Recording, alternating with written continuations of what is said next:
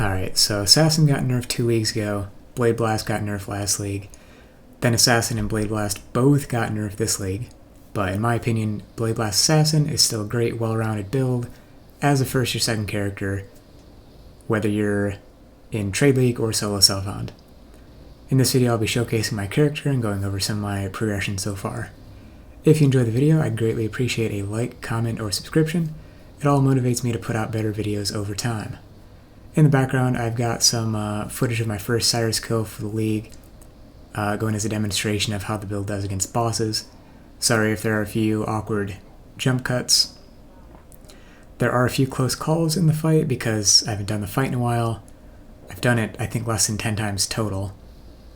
And I wanted to try using Lightning Warp because I hate that Flame Dash as a blink skill resets the cooldown of Withering Step, and I like having as high uptime on Withering Step as I can.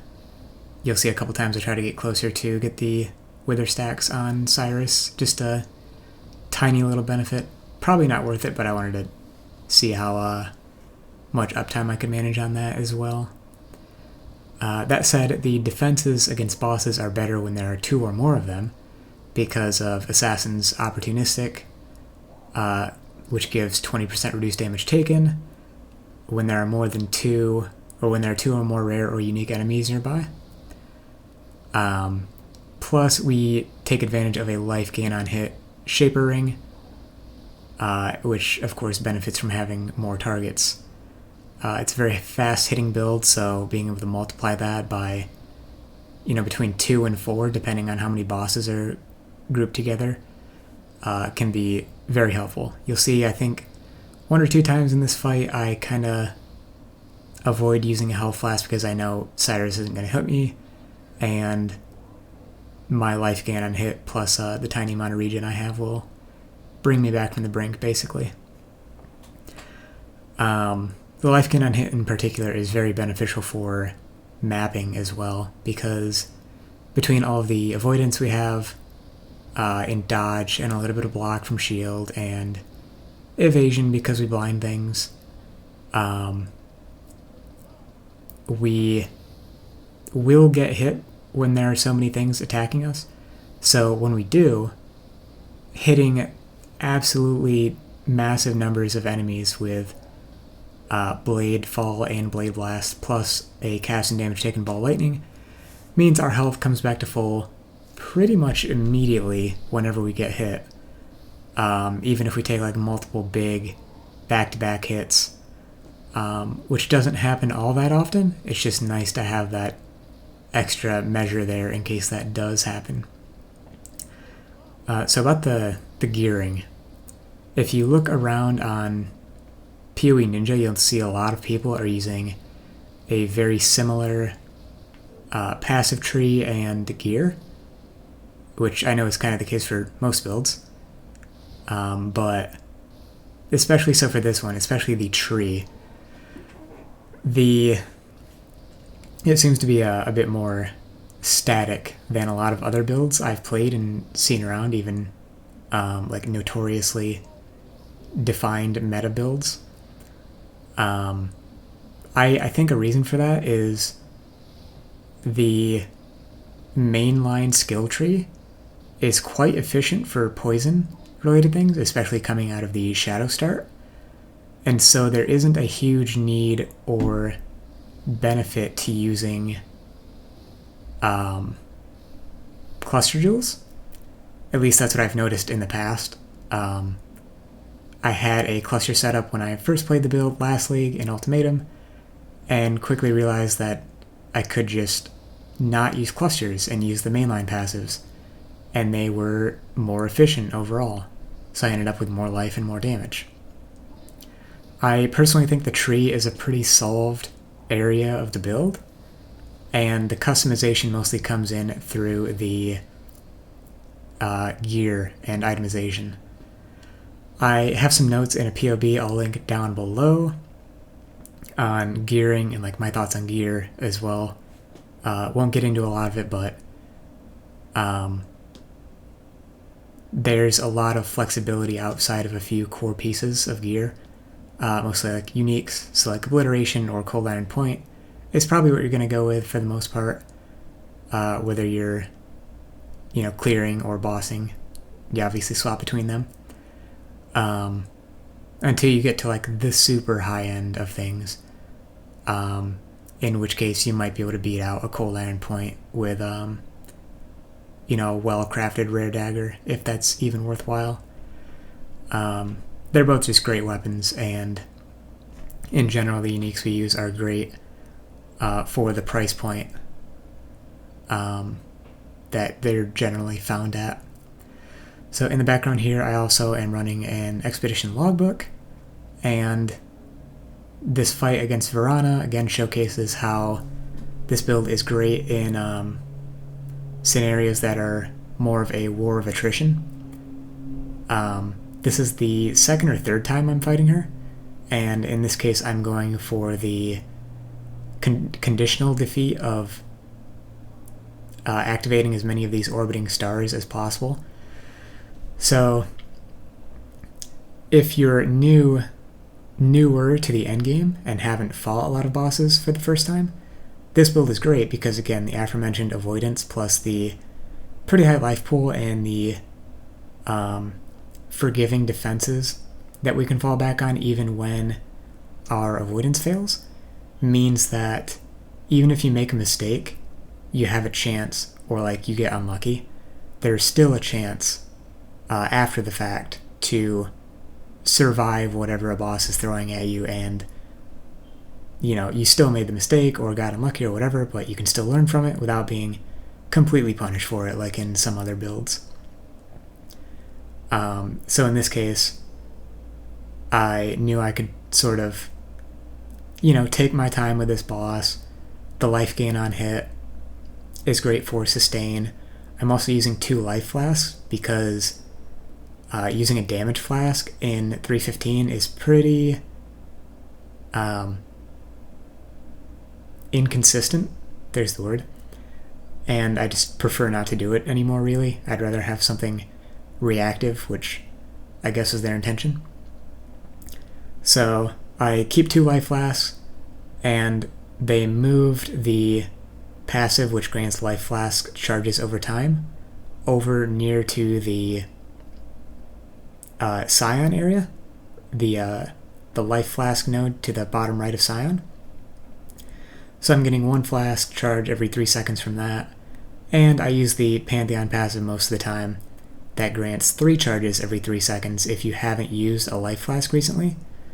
So ideally, in these longer fights, you'll have some downtime in which you don't need to use a flask, and you'll see like my charges coming back as I'm speaking from those things. So it ticks up a decent chunk and then a little chunk, and those are the 3 and 1 flask charges coming back respectively. After this fight, I show off the clear a little bit. Not the greatest way to show off the clear because it's a logbook and not an actual map, but the general principles are still the same. It's a 2-button playstyle, which I know some people don't like anyways. I personally don't mind, especially because I've played a lot of Bladefall Blade Blast characters in the past, not just Poison. But I know that does turn some people away. If you are willing to try, though, it takes a little bit of getting used to, and then I personally think it's completely fine after that. And even less like hand strain than some builds like Toxic Rain, for example. Plague Bearer is also a huge benefit to going Poison, and helps with the clear quite a bit. And Assassin with all the elusive effect that we get, and not really needing to run specific flasks. We can use a Silver and Quicksilver like I am, or you can get Onslaught on Kill Somewhere if you want. I think I top out like 150 to 200% movement speed, depending on my elusive percentage. I would have to double check that because that seems slightly high, but I think it's in that range. So between Plague Bearer, high movement speed, and the Obliteration explosions, the clear I think is perfectly fine. Plague Bearer also why a lot of people are raving about it this patch, did not get nerfed at all. It did not scale with your damage before, and so really the only thing people linked it to were Empower and increased AoE, and they did not reduce the amount of damage it deals. They did increase the health of some mobs, tapering off towards the end game, but that applies to everything and not just Plaguebearer. So yeah, safe to say Plaguebearer did not really get nerfed in the slightest, and so it's great for that as well. If your damage is lacking a little bit early, use Plaguebearer more often, and that'll help you a lot with that. I definitely use it a lot more liberally this patch, especially with the expeditions rather, because they're so densely packed. You can see throughout some of this map that sometimes I'll activate my phasing flask, activate Plaguebearer, and walk through things, or just sit in the pack as I continue to use Bladefall and Blade Blast. But yeah, that's pretty much the demonstration of some bossing and a little bit of clear. Let's get in game and discuss some of my current gear. Alright, so here we are in game, level 94 at the moment, which is as far as I got in Ultimatum League, in terms of character level at least. I think my gear there was maybe a little bit better, but it was also just a lot different. This time around I found a lot of Harvest 5-link crafts, so I had a Covenant and 5-linked it, and stuck with that for a little while. And I even still have a few crafts here, a couple of 5-links to fall back on for future projects. So eventually I went to 6-link it, got it pretty early, got lucky on that, so I just started using it. And 4 off colors on this is pretty good, considering the 134 int requirement. So I decided to stick with it, which is why I ended up, attempting to 6-link it. This is great, especially after the mana changes rather, because this build was already suffering from mana issues before. So like here, Bladefall with a conk effect is 45 mana at the moment. I could bump this down a level, and if I take this off, that's only 39 while mapping. But in bossing scenarios, that's how much it's going to cost. And then on top of that, my Blade Blast costs 79 minus the added chaos multiplier is what it would cost. So having that cost life instead of mana is pretty good, I think, and a huge benefit to using the Covenant. Also, the level 15 added chaos damage is roughly 11% damage, 11% more damage the last time I checked my setup, so that's pretty good as well, especially considering like last league, and the alternative I was looking at for a moment was crafting a Redeemer chest with nearby enemies are blinded, which would mean I would drop Flesh and Stone entirely and probably use a Herald of Agony, which is about 10% more damage, which is also a reason why we don't use Herald of Agony right now, because Herald of Purity is 12% more damage. Of course we have some Chaos. It's not entirely base fizz, but the Purity still works out to be more damage in my setup, and in most setups it should as well. So yeah, just having that's so comparable that I'd rather just keep it simple, use the Covenant still, and reap the benefit of being able to pay life instead of mana for Blade Blast. It helps immensely. If I wanted to, I could even try to go for some other type of setup where I don't use Clarity either, like at all. I was using a lower level one before. I could even use a lower level one now. 58 mana regen is a little overkill for my current setup again. I just wanted to make sure it wasn't a problem, especially with my level 1 Ball Lightning cast and damage taken GMP. That is currently costing 45 mana and goes off all the time. and I don't want that to cause problems for my mana sustain while mapping. I could also link this to life tap, and I've considered that.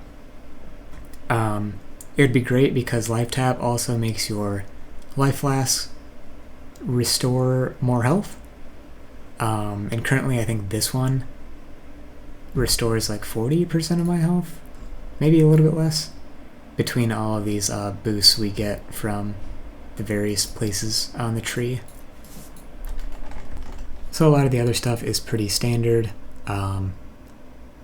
The +2 AoE, either +1 or +2. +2 if you can unveil, +1 if you have to craft it for the Plague Bearer is pretty nice while mapping. So that's 1,180,000 right there, and the DPS is 12% of that, as it says. And without that, it's only 1 million, so 18% more damage for the Plague Bearer from the +2, which is pretty nice.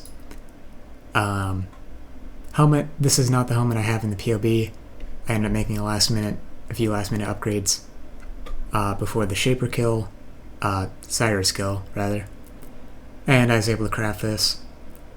Pretty basic, could be improved quite a bit.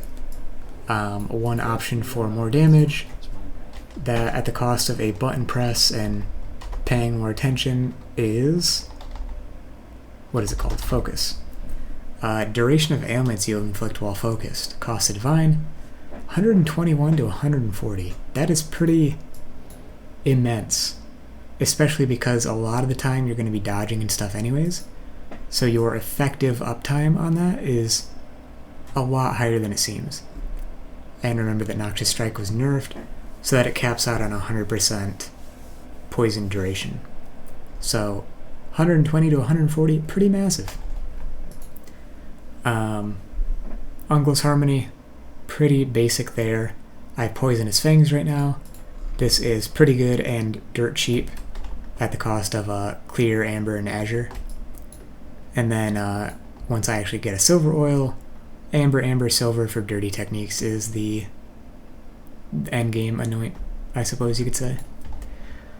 Unlike previous iterations of the build, I decided to use a shield this time around because I wanted to go for full ailment immunity on this build.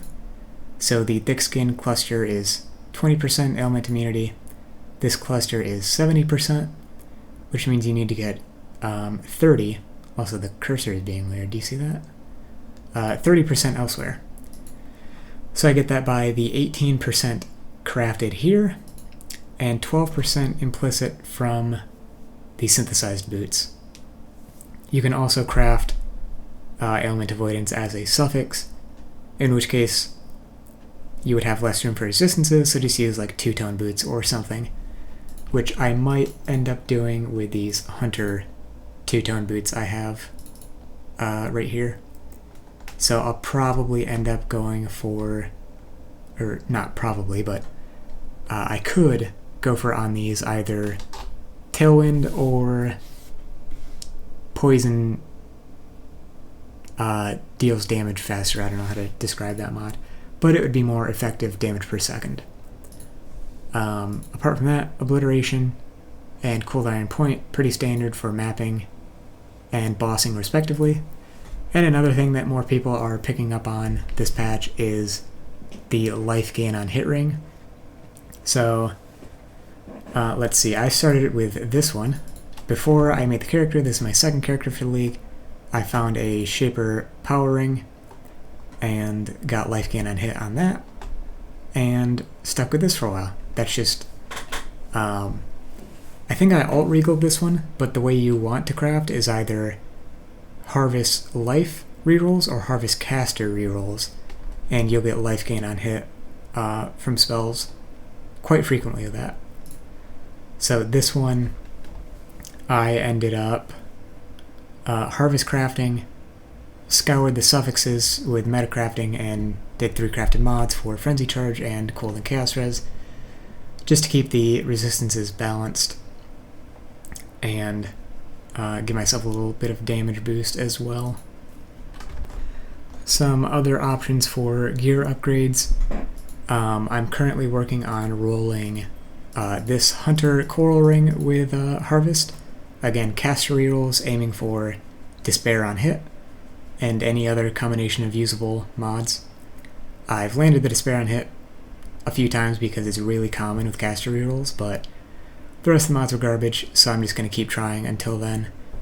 And Despair on hit, if you're not currently using a curse at all, like me because I'm too lazy, is a huge damage increase. So that'll be my next one up. Unfortunately, that means I'm going to have to give up this ring, which has obscene amounts of chaos resistance. But I am probably going to be able to find a way to drop some of this LE res I have way overcapped to handle that better. Switch to more chaos res.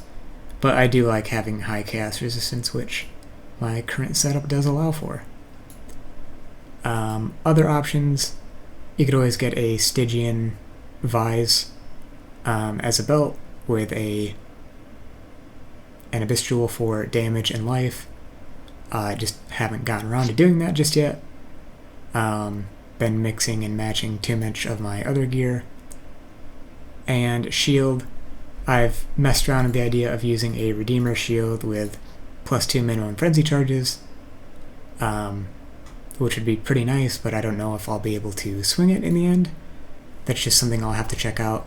It's unfortunate because it's a suffix, and I kind of want resist and elemental avoidance and frenzy charges on a shield, and I don't know whether that'll be possible. Anyways, my voice is now dying, and I think that pretty much covers everything I wanted to cover. If you've made it this far, or even if you didn't, I guess, although you wouldn't be hearing this, thank you very much for watching. I definitely appreciate it, and again, I appreciate any sort of feedback. And yeah, hope this helped you in some way, or at least was interesting. Anyways, thanks again for watching. See you around.